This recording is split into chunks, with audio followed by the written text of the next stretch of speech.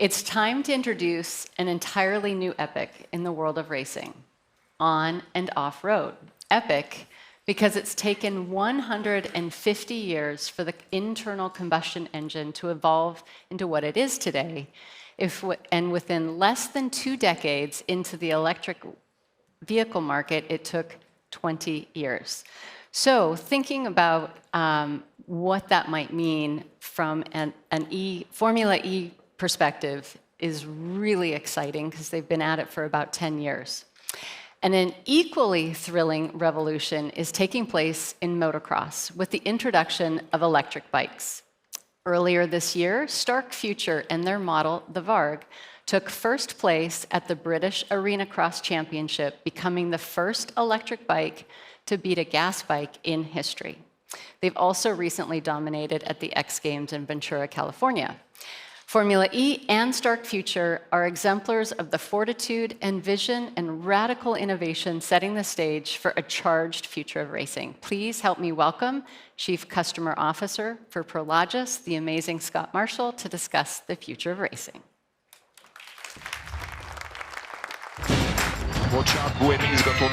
My name is Alberto Longo. I'm the Chief Championship Officer of Formula E.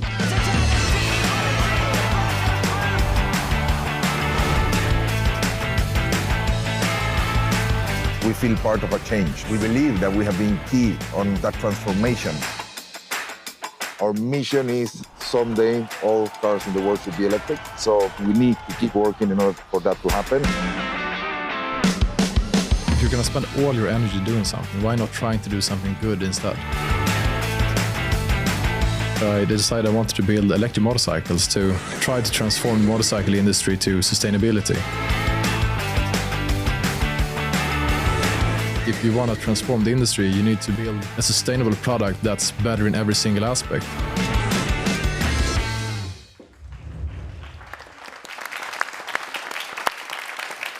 Nice video. Well, thank you all very much. I am so excited to have this session today because the energy, not only of this topic, but of these two panelists, I think is going to be a great way to end our day. But maybe we'll break our conversation today into 4 different buckets. The first is going to be inspiration. How did Stark Future begin and how did we get to where we are with Formula E? The second is the idea of being a category disruptor alongside combustion engines, in your case, and then also your entirely own race series for Formula E. And then the third is going to be performance, because I think this is the most interesting aspect, is what is the impact on racing, not only for the pilot or the rider on the bike, but also for the fan, so when they're sitting and listening. So maybe I'll start with the idea around inspiration. So how did we get to Stark Future, and maybe give us a little bit of the background? You know, I've been in the motorcycle industry my whole life, and then when Tesla came around, it was, I think, a great example of what's possible with electric technology, and I couldn't stop dreaming about it should be possible to build electric bikes that are better than gas bikes, and eventually started doing some numbers and came to the conclusion that we should be able to do this. And for me, sustainability is never going to be a future unless it's better. Mm-hmm. If you compromise the future, people are not going to choose that future. So if we're really going to succeed in making the motorcycle industry sustainable, we have to make electric bikes that are better than gas. And we came to the conclusion it's possible, which is why we started. And it seems it is. And I'm sure the initial conversations you had, everyone was very excited and welcoming of you in the motocross? No, not at all. Not at all. Not at all. Not at all. So, okay. So to that same end, Alberto, as you think about inspiration and how Formula E was born, talk a little bit about that journey. Okay. Well, first of all, thank you very much for having us here today. It's a great honor to be with all of you. Well, the inspiration was very clear. We had, first of all, we had a vision. Obviously, we saw some opportunities on the market. We're talking about only 12 years ago that we started thinking, 13 years ago that we started thinking about this opportunity, this venture. But even though it's very little time in EV technology, is the whole history of EV technology. So basically, if you go back 13 years ago, the range of a fully electric car was 25 kilometers. So developing a technology from scratch, Yeah. you know, something, a single seater that has never been done before. Only 13 years ago, it was a mega challenge for us, but on top of that, a mega motivation. Yeah. There is in the world something like 600 million of fans, about motorsport fans, but there is 8 billion people Yeah. on Earth. So that was another motivation for us to say, okay, guys, we need to do something, you know, to try to attract more people to the sport that we definitely love, you know. And I would say not the last, but one of the motivation was also to do something for the well-being of the people for the future as well, you know. And that's why we created a platform, a fully sustainable platform, you know, with fully electric cars to promote electric cars and to help the adoption of electric cars by the people. The problem that we had back then is that nobody wanted to have an electric car because of the anxiety of the battery, because of the price range, because, you know, so many challenges, so many hurdles that hopefully with a platform like Formula E, we have been able to overcome somehow. So you think about charging anxiety with people's cars. I can't imagine it when you're racing and you have a championship on the line and you're rounding the last corner and the meter says 0 and you're hoping to be able to make it. So talk for a bit about competitive disruptors, because unlike Anton, you actually have your own complete circuit. So you're not racing alongside combustion engines. You had to start the complete race from ground up. So talk about that competitive disruption. Well, probably that was the second biggest challenge that we faced back 13 years ago, which we saw, again, a big opportunity on racing in the biggest cities of the world, in the heart of the biggest cities of the world. We have been able to race 100 meters away from the Eiffel Tower, in Red Square, in Moscow, in New York City, Hong Kong Central, in New York City, only championship in the world that has ever raced in the 5 boroughs of New York. So definitely we're capable and able to race in these sort of places. But as you can imagine, that comes with a big challenge. The first one is political, purely political. You go to every mayor or every president of every country, and for sure they have electromobility in their agenda. Yeah. But when you tell them how the logistic challenge that represents hosting a Formula event, some of them, just they think it's very challenging, very difficult. We close those city centers completely for 24, 36 hours. But there is a little bit of disruption during all the mounting and the rigging process, which will take up to 11 to 16 days, depending on the actual conditions of the city. So there is disruption, and definitely that represents a challenge. So the first one is political, the second one is operational, that we have become the biggest company in the world that is capable of transforming a city center into a permanent track, and we do it in 14 to 15 days. Other championships, when they do to the city center, they go to the city center, they take 2 to 3 months. Yeah, so think about the difference in your entry into that market. You can do it in how many days? 11 to 16. 11 to 16 days, your team can descend on a city, have a championship, and be out. Yeah. From the moment we start building the walls, the fences, the grandstands, the pit lane, absolutely everything, to the moment that the last wall is picked up. It's in the worst case scenario is 16 days. Yeah, and the intensity is compressed because the time frame of the race is shorter. So you're overtaking faster. The strategy has to be enacted faster. So it feels like the whole pace that you're able to offer a city is different than your category competitor. And that's why, and precisely why, we decided to do the races only in one day. So basically we do a free practice 1, free practice 2, qualifying and race in the same day. Yeah. Because we want to somehow minimize as much as possible the disruption to the city. But believe it or not, that's actually one of the biggest assets of Formula E, because the people come and have full day of activities, track activities, on track, and then off track we have a lot of sponsors, partners that like to activate and make the people have fun. But it's a completely different mountain than you've had to climb, because not only do you have the innovation of the Stark bike, but now you had to go tell the combustion, I'm going to race alongside you and win. So talk about that competitive disruption. Yeah, that's obviously a big challenge. When we launched the bike 4 years ago, we weren't allowed to race anywhere. Every single federation in every country allowed only gas engines. And if we wanted to change this industry, we thought it's important for us to line up on the same gate and show that our sustainable product is superior. Yeah. So it has been extremely difficult to convince, and we have now made quite a bit of progress. UK is one of the countries that have now changed regulations that is allowing electric to compete head-to-head with gas. And the first championship that we entered as a company was Arena Cross here in UK, and we won the first year, which was fantastic. Yeah. But it has also presented some new challenges than in other markets where competition is maybe less keen to allow us in, basically. Well, once you beat them, they don't want you to be around anymore. I mean, you can understand that competition, right? Right? That's how racing works. Yeah. I think Yeah. So let's pivot to performance, because I think in both of your platforms it's different. But the idea of the more I've read and seen online about riding and motocross, for the rider, the sensation is completely different. You can hear the gravel under the tires, you can hear the brakes working, you can hear the wind or even nature versus the winding of the engine in Petro. So talk a little about performance, platform A versus yours. Yeah, I mean, the beauty of electric is that you can build motors that have so much higher power density than gas, obviously, and the torque density is completely different. We don't have gears, we don't have clutch because of that incredible torque that we have. And the sensation of the riders is, it's very much the same technology, when you ride, so Yeah. your technique, basically.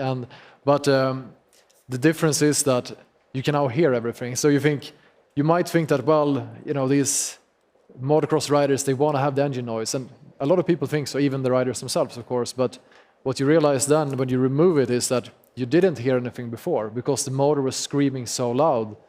You couldn't hear anything else, but now you can hear your tire braking traction against the dirt, which before you could never do that. And it turns out that you can actually hear your tire braking traction before you can feel it. So it means you become a better rider. So that's just one of the benefits, of course, of removing the engine noise. And the fan watching that race has to have a different experience as well, although there's something visceral about hearing the scream of the bikes going by, but now you have a different experience, correct? Yeah, I mean, when we shot the launch video, we brought in one of the most famous riders in the world called Josh Hill, an American guy. And one experience I had firsthand then is we brought him to a track, and as he was coming through one of the corners, I could hear him laughing inside his helmet. Inside his helmet. That's something new. You couldn't do that before. Yeah. And he can also hear the crowd. So it's not just us potentially hearing him, but now he can hear the crowd as he is passing by thousands of fans on racetrack. He can hear them cheering on for him, which is, of course, extremely powerful. Yeah. What an interesting experience for both sides, again, fan and the rider. If we pivot to Formula E, we talked a lot last night about the performance of these vehicles. One of the things that I found interesting was the fact that 70% of that vehicle is spec, meaning Team A versus Team B, C, D. 70% of the vehicle is spec. The balance is where the team can create their advantage in powertrain and technology. So talk a bit about the performance of the vehicle. So I think to give you a little bit of background on our decision on why to go that way, it was we have been involved in motorsport basically all our lives. I think for the sport it's really important to have competition and basically to have a little bit of not randomness, but basically not knowing who is going to win before even starting the race or before starting the season. So the reason why this is not happening today in most of the championship around the world is because there are big differences in between one cars and another's. Yeah. So basically what we're saying is that technology and engineers are more important than the people who is actually driving those cars or those bikes. And we really wanted to change that. Yeah. How do we do that? So let's basically build up a spec car up to a 70, 65, 70, 72%, and the rest let's leave to the manufacturer, to build up the powertrain, the inverter, the motor, that there could be certain differences, but not differences that will somehow overcome the skills Yeah. of the racers, Yeah. which for us was very important. We keep on saying the sportman should be the key element on that binomial. Okay. And this wasn't happening, and hopefully today with Formula E, that is happening. The best driver out of all is the one winning the championship of Formula E.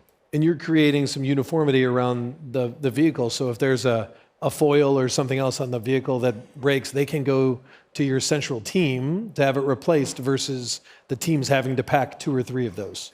Yeah, I think it was also so important, logistically speaking, to become more and more and more efficient every Yeah. year. So basically what we have is a pool of spare parts Yeah. run by a separate company, not us, but basically they are there on site. And yeah, if anything happens, and obviously crashes happen every weekend on a very safe manner, but Yeah. they do happen. Definitely there is, spare parts that the mechanics can come, buy it, and replace the damaged spare straight away. Yeah. But that also plays into the sustainability angle because each team doesn't have to travel with their own spare parts kit. You have that in a central location. So talk a bit about sustainability and that being a core mission of what you're doing. Well, this is in sustainability is in our DNA. Basically, Right. we were born with that mission, and even with that reason to be born. Starting with our partner DHL, which obviously has the same vision that we do. They want to become, net zero by 2050. And I think that's a very important message, but I think it's way more important to become more efficient year on year. Why I'm saying this? This is, you could take the easy road of basically, listen, let's not take care about efficiency. Let's just, do as many CO2 emissions as you want, and then let's offset. Yeah. Basically, you tick the box, Yeah. you're net zero, whatever. I don't think that's the solution. I think what we have implemented in our company is a true way of becoming more efficient every year on every single matter that we do on a daily basis. To give you an example, next year we're going to be at 35% more efficient in logistics only by removing one of the 3 planes that normally we fly around the world. So you took one plane out and you picked up one plane out of 35%. 3. That means that 33% of the total logistic are going to be removed. How? A lot of effort from many people, from many different departments, from a lot of people from different stakeholders of the championship, which we all share the same vision of becoming more and more efficient. Where I really believe that the secret